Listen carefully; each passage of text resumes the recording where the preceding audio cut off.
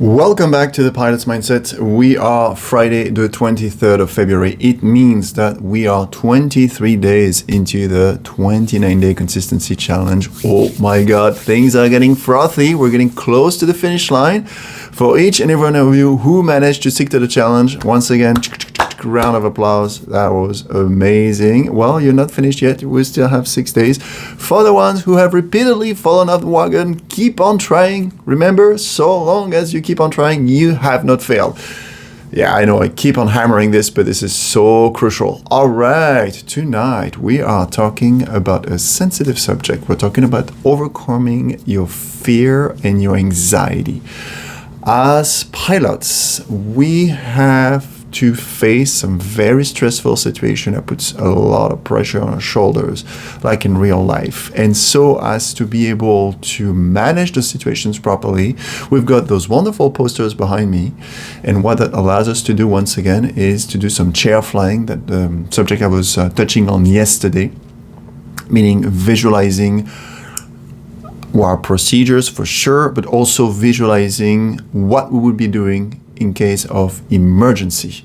And so essentially in our daily lives, we could relate this to public speaking, when you're just about to freeze going on stage.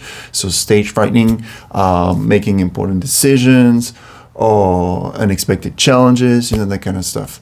So how do we manage to overcome our fears? Well, first of all, preparation and training. And this is the reason why as pilots we have those beautiful wall mural posters so as to repeat all the procedures that we would be doing in the event of an emergency. Should an emergency occur, we have to be able to switch our reptilian brain, which is the fight or flight response, and switch it immediately to our trained brain. All those neural pathways being built during the training in the simulator. This is what we have to use. And that's exactly we have to do as well in our real life. So we can prepare ourselves. And so what does it mean? It means that we need to acquire knowledge, okay?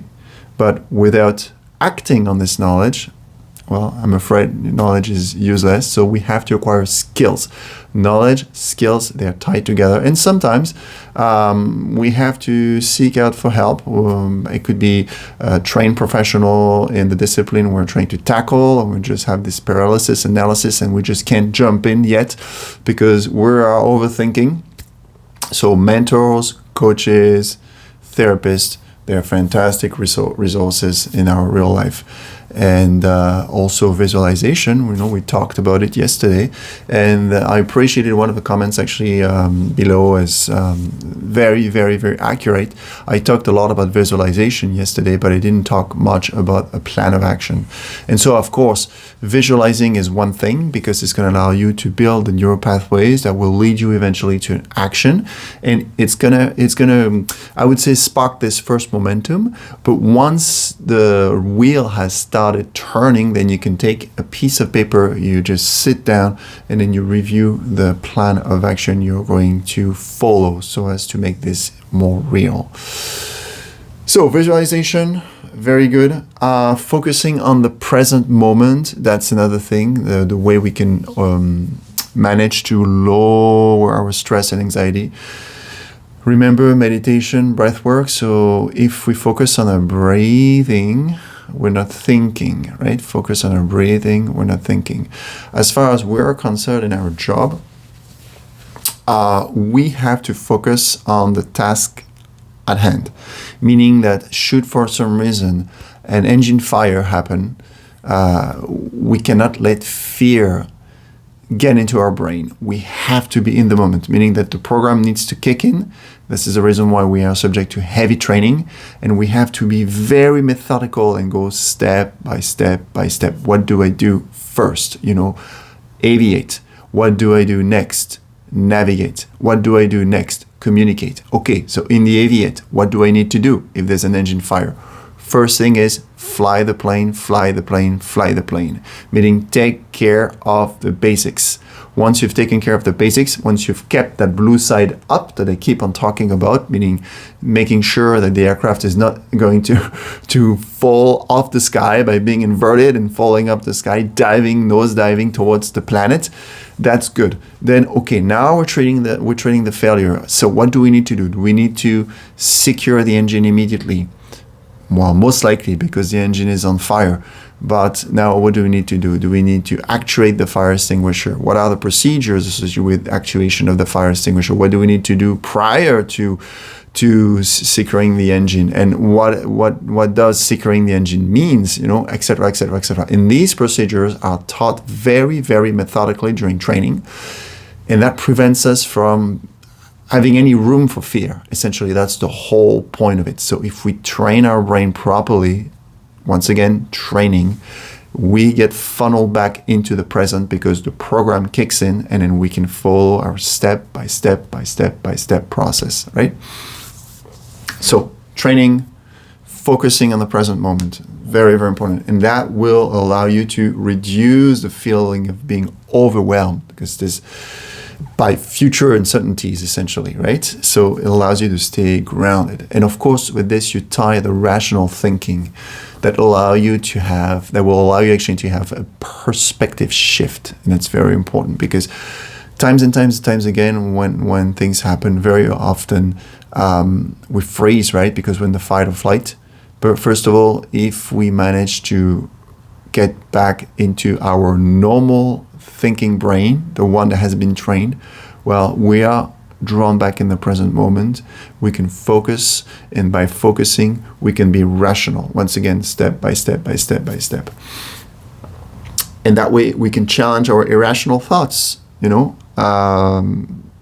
which is the downside of too much imagination. We talked a little bit about imagination yesterday through the visualization. So of course, imagination is super powerful, but what I'm trying to get at here is imagination can get you into a virtuous circle or a vicious circle, and you get to choose.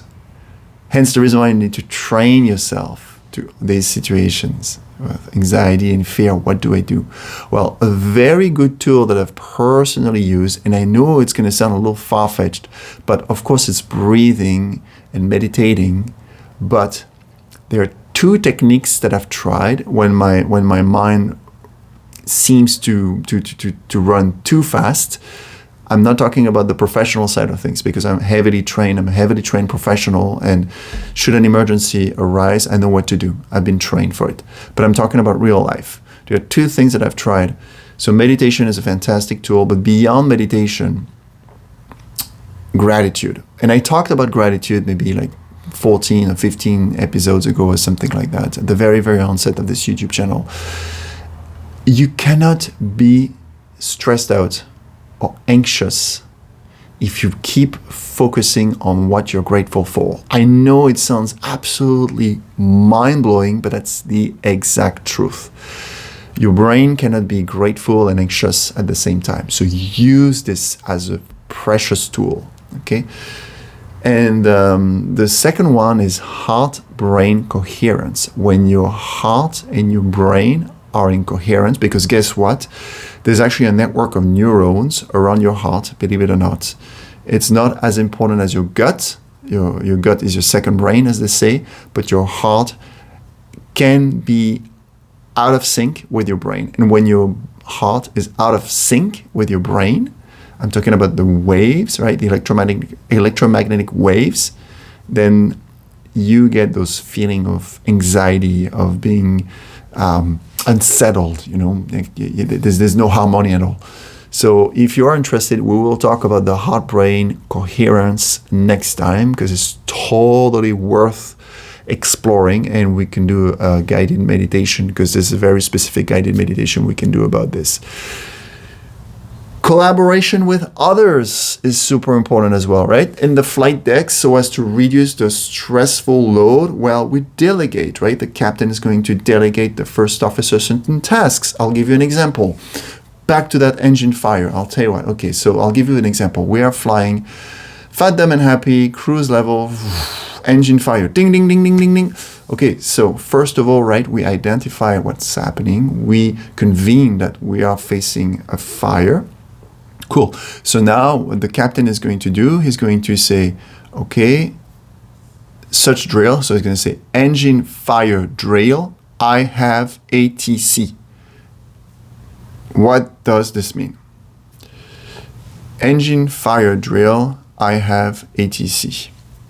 So it means that is asking the first officer to run the engine fire drill, which is a succession of action that will lead to the resolution of the immediate problem while he's taking the load of talking to air traffic controllers. It's very important.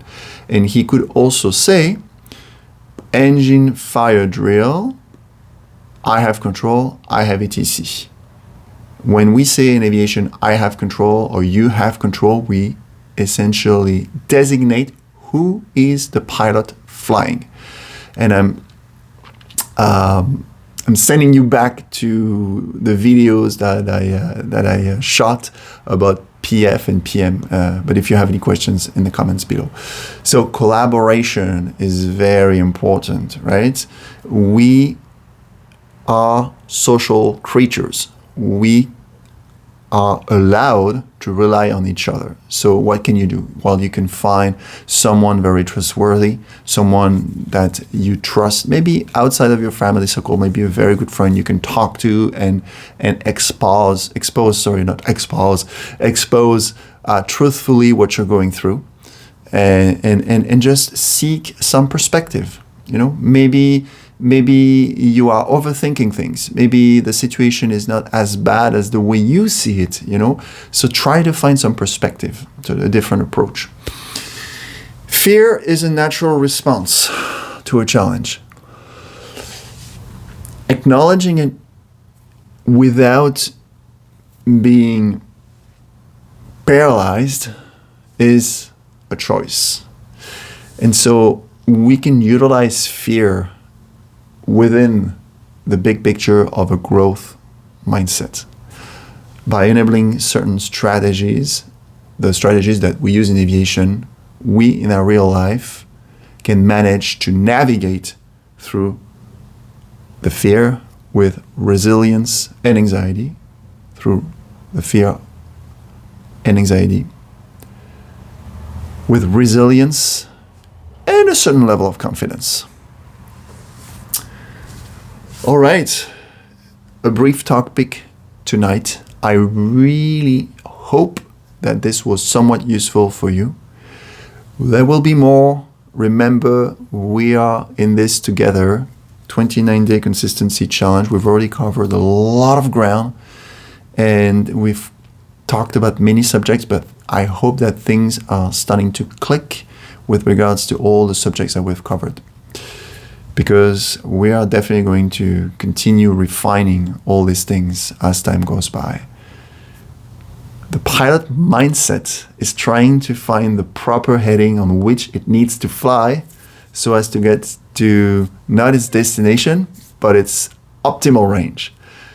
That's exciting. I hope that you're also exciting.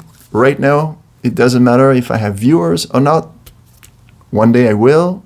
Why? Because I'm doing this from my heart. Anyway, have yourself a fantastic night, day, morning, wherever you're on the planet, and see you tomorrow for the next episode. And in the meantime, keep the blue side up.